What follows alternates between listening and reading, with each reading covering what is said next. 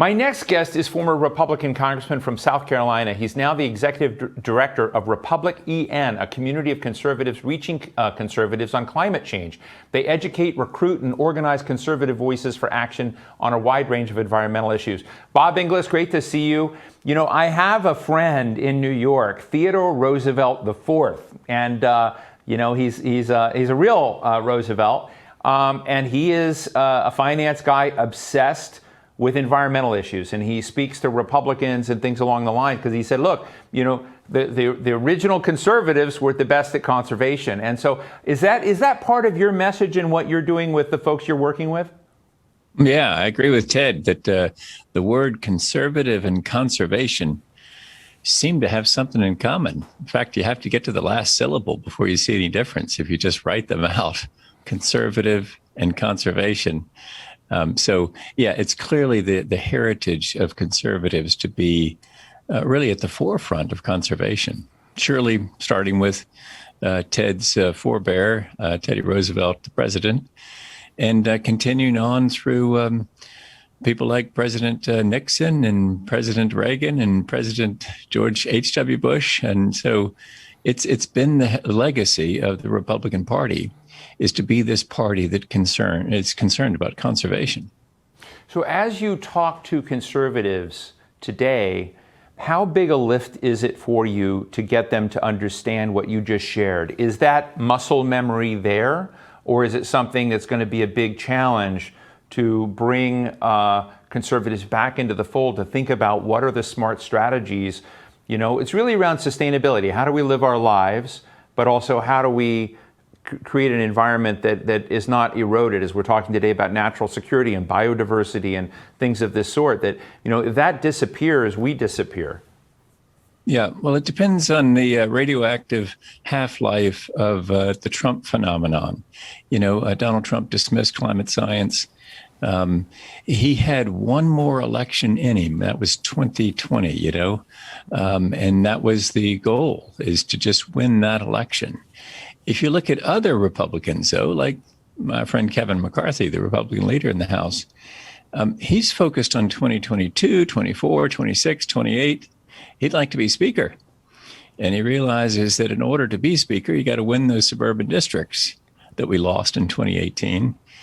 And you can't win suburban districts with a retro position on climate change. And so it depends on your time frame. If you were Donald Trump, you were focused just on 2020. You're hoping to eke out a victory, continuing to the climate disputation line.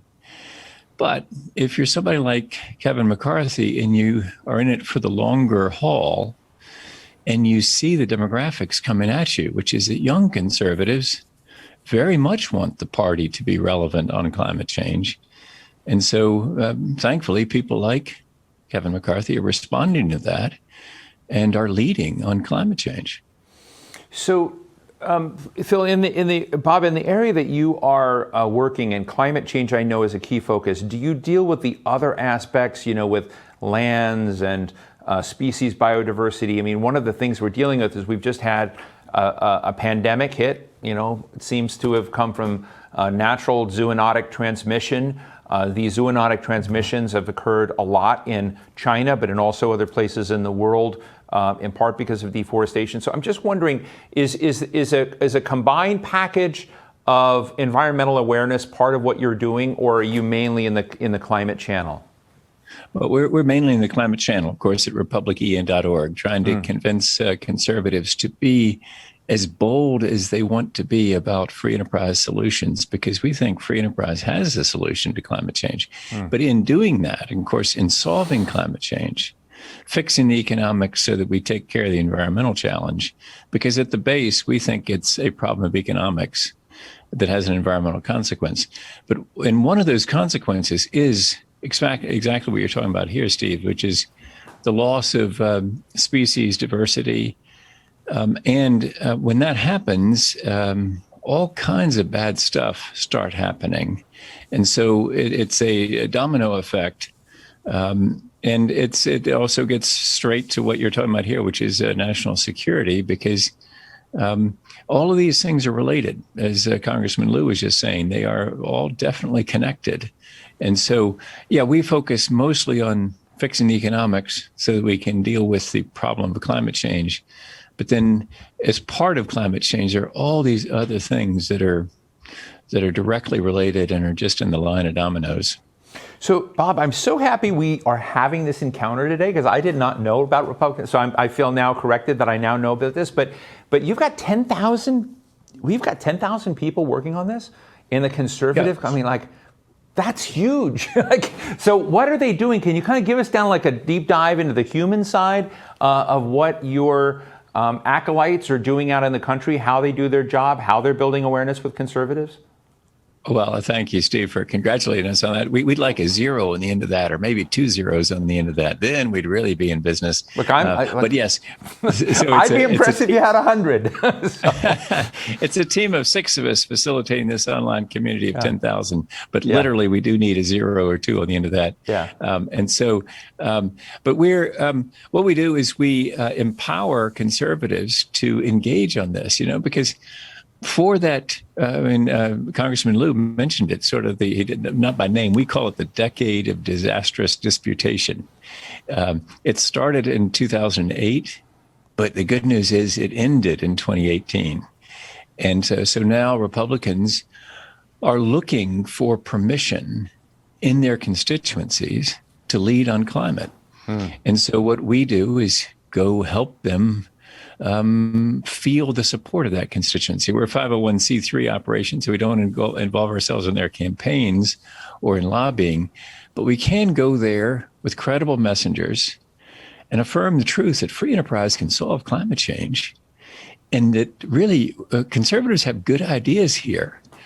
And the good news is that there are many progressives who share the idea of, for example, simply internalizing the negative externality, pricing in the negative effects of burning fossil fuels through some sort of pricing mechanism. Since we're conservatives, we want to make that revenue neutral, give the money back to us, either in a dividend or through corresponding tax cuts. And all of us, whether you're conservatives like us or progressives, want to make it border adjustable. So you get the whole world in on this. As Congressman Lieu was just saying, this is a worldwide problem that needs a worldwide solution.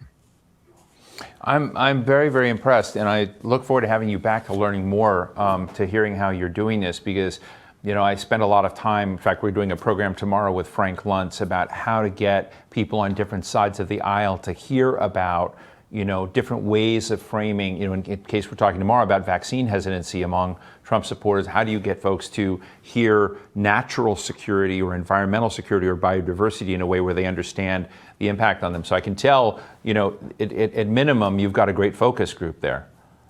Yeah, and of course, Frank Luntz does great work, and we take a lot of notes from what he does. And it is important, you just mentioned the Trump supporters, to know that 20 to 30% of them actually want action on climate change.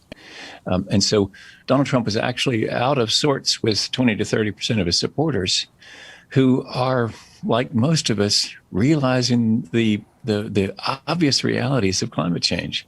The water is coming up. If you're in Florida and your septic tank isn't working right, it's a memorable occasion. You come to understand the problem of sea level rise. And that's happening. I know you're focused here about the worldwide and the security challenge, and it's happening elsewhere. And people are becoming more aware, not just in America, but all around the world.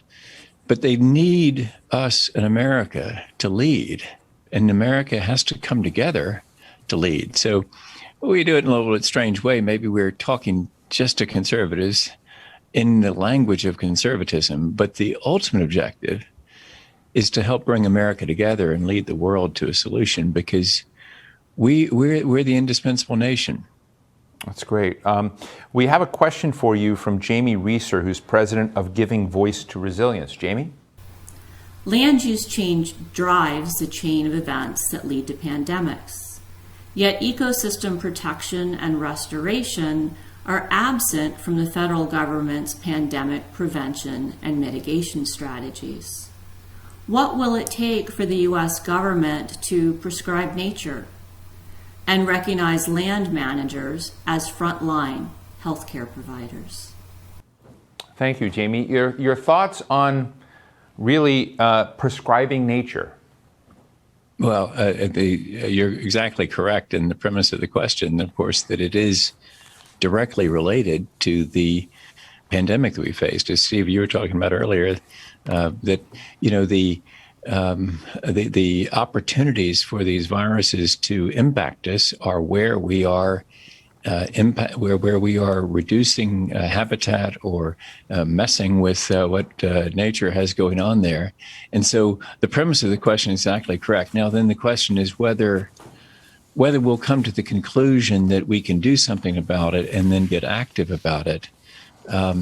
A lot of this will depend on local land use planning. It won't necessarily be at the federal level. The impacts are felt at the federal level and the implications are there, particularly for national security. But a great deal of it needs to be addressed in the case of this question, where you're doing land use planning. And that's in municipalities and counties, really, and making sure to preserve, for example, wetlands, not build houses there, not keep them as wetlands. And so, as conservatives and believers in the 10th Amendment, we'd rather see that done mostly by local governments rather than the federal government, because it sure is complicated to try to run that from Washington. But we surely need to be about it. And the federal government can make the case to those local governments that, this is where pandemics come from. Well, former Congressman Bob Inglis, president of RepublicEN.org. I look forward to learning more about this. Thank you so much for joining us today and sharing your thoughts. Thanks, Steve. Great to be with you. Great to be with you.